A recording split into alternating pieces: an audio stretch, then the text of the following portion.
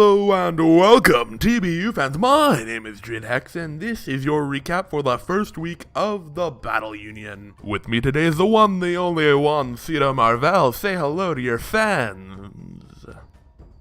Oh, wait. Yeah, Juan unfortunately could not make it to the first week of the recap. We're doing this as professionally as possible, so we're probably going to get a shorter recap because I sound really dumb when I go on for as long as possible. So I'll try to get the key points and we'll try to get a very quick recap through. I apologize for the inconvenience, but both me and Juan will be back and we'll have some ragtime idea bouncing and whatnot. So without further ado, let's begin. But before we do, I must remind you to check out the description for links to the playlist for all week 1 games, as well as links to everyone's YouTube channels. These guys are awesome and you won't regret it. So moving on to our first game, we do have Alex of the Birmingham Spritzies up against Coach Ethan of the Tennessee Dynamos, and as you can see, this was a 5-0 victory. It can mainly be summed up by the phrase Alamamola is a mean man, mainly because first turn it survived a modest, devastating Drake from Hydreigon, and then just didn't die afterwards. Basically, this game more or less revolved around Alex throwing things into a wall and not having anything stick. Yeah, it wasn't very pretty, to say the least. There is a slight cameo from the Z-Swana, which really only had an answer in the Slowbro, but I digress. This is mainly just a showing of big fat walls doing big fat things with big fat stalls, and Alex unfortunately being unable to break through, and that's gonna result in a very clean victory for Ethan and the Tennessee Dynamos. Maybe this is what Alex gets for not drafting a Lantern. Moving on to our next game, where we have Old Man Frito, the man, the myth, the legend, trying to ease back into competitive draft Pokemon battling with his Welchions before getting dunked headfirst by TBU Heavyweight in the Harlem Globetrotters. While Frito didn't necessarily play poorly, he played fairly smart, and his video clearly demonstrates that he kind of knew what he was doing and understood that some plays he was making were obvious. It really just came down to Cal having control, Cal knowing what Frito had to do and what kind of moves Frito had. There were a couple instances where Frito could definitely have pulled through with some timely hacks in some missed Toxics and missed Stone Edges, and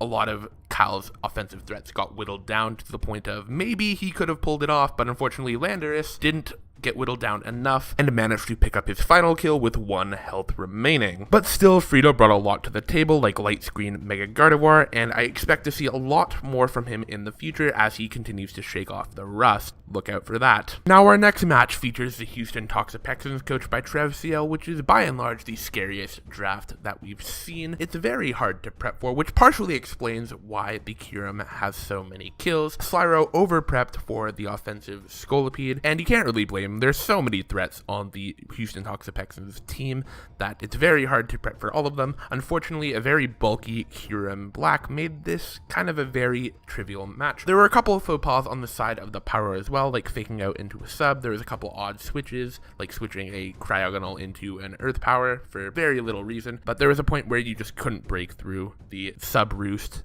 Earth Power Kyurem with, I think he also had Toxic, and he just kind of folded over to a Kyurem just sitting there. Trev is a very scary coach with a very scary team, but as Slyro put himself, the worst has already been beyond him, and he never has to face Trev again in the regular season, so hopefully we can see some improvement from there. And as far as Trev goes, this definitely isn't his final form. I fear for his opponents as he progresses throughout the season. Moving on to our next game, we have TBU newcomer RTK of the Portland Timbers up against returning Coach Cloud of the Jersey Weavals, and we have a 1-0 match. Now, I want you to take a close look at that Mega Gallade. Now, this match was incredibly hacksy. That Hypno over there was spreading yellow magic, and Gallade got it bad. Not only did he get fully paralyzed 2 turns, once on the Poison Jab on the switch into the Tapu Fini, should have been Leaf Blade, but whatever. It still was a +2 Mega Gallade hitting a Tapu Fini with a Poison Jab. It would have hurt a lot if not killed. And then also, while failing to predict a switch, he taunted the Mega Gallade and he gets fully paralyzed again. And then, finally, the Tapu Fini shot a Moonblast into, remind you, a very just in general especially bulky Mega Gallade, gets the kill with the crit, doesn't even have the chance to see if he gets fully paralyzed for the third time, and Cloud is forced to basically sack one of his premier threats in the Sharpedo to Destiny Bond away the Tapu Fini, which should have been dealt with by the Mega Gallade, and this match got very, very swung into the Portland Timbers' favor after that point. Cloud had some interesting prep. He actually was prepping for the Zygarde 50%, or the Zygarde 10%, the dog one, that RTK clearly doesn't have. You can see the snake there. But aside from that, he had some pretty cool stuff on display, and I really think he could have pulled it off if it wasn't for all that paralysis and whatnot. It'll be very interesting to see both of these coaches moving on, because this game was really not a display of their skill, just kind of a very clustery event of just mishmashed nonsense, and I definitely want to follow these coaches going on into the rest of the season. Now, our next match was a tit-for-tat battle between two TBU veterans, one the Potato Gym of the Meath Mamoswines and never the Pineco Bramblers FC, and the Sinister Sableye of the Miami Dolphinies. I don't know his old team, I'm sorry. Maybe St. Louis Chatot or something, maybe. I'm guessing. I wasn't there.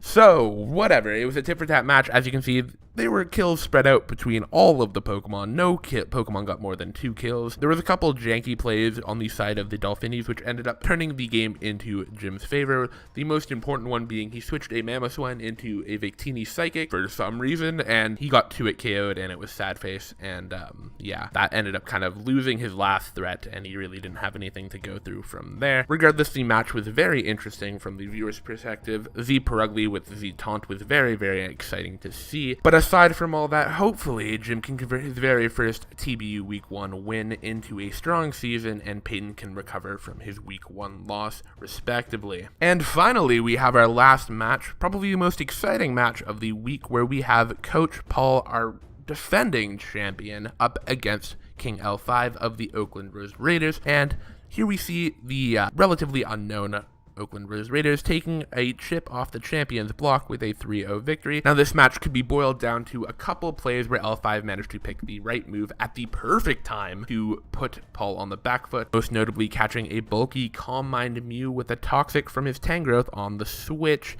Now, Paul didn't have Heal Bell on his Licky Licky, and this ended up being a huge deal because that Mew needs to have more than a few turns to set up and hopefully sweep, because he was fully bulky and used Calm Mind to get its power. So the fact that he got that Toxic on the Mew basically shot one of his win cons right out of the water, and it was really early on that the Mew was going to have a very tough time being a win con for Paul, and it all kind of tumbled down from there. There were also a few more right place, right time moments from the Oakland Rose Raiders, especially considering that Mega Sharpedo got 2-3 switches into that Mew, which did have Vacuum Wave and could have done a lot of damage on the switch. He also managed to hit that Galvantula, Paul's second win con, very, very hard with a Moonblast as it tried to catch that Mega Sharpedo on a switch as well.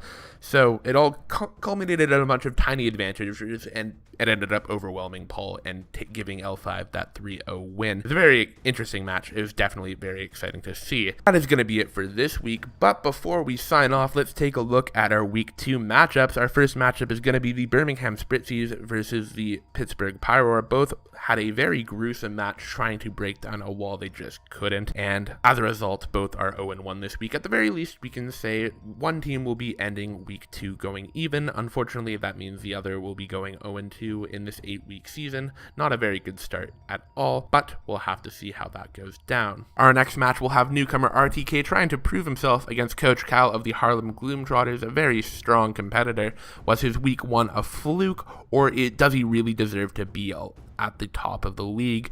We'll have to see from there. Moving on to our next game, which is going to be a Season 4 rematch, in which Trev barely missed out on the playoffs by 1 differential, and now he's back for revenge in a brand new season with a brand new team. His Houston Toxapexons look very scary, and we'll have to see if he can finally get that 4-0, or if Ethan will even up the scoreboard. Our next match will unfortunately have a second team walking away 0-2, but unfortunately that was avoidable because both Ula Ula and Melee Melee lost 5 games between the 6 of them. So we'll have to see who is more worthy of recovering their season, Cloud of the Jersey Weavals or Frito of the Welchions. This is going to be a high stakes match for both of these coaches because starting 0-2 in an 8-week season is going to be hard to recover from indeed. Our next matchup is the Miami Delfini's versus the Oakland Rose Raiders. Will L5 prove himself to be the top tier threat, or will Peyton recover his season and make a run for the playoffs? We'll have to see. And our final matchup will be the Meets Mammoth versus the West Coast Wingles. Jim has gotten into Paul's head before. Can he do it again? We'll have to find out next week.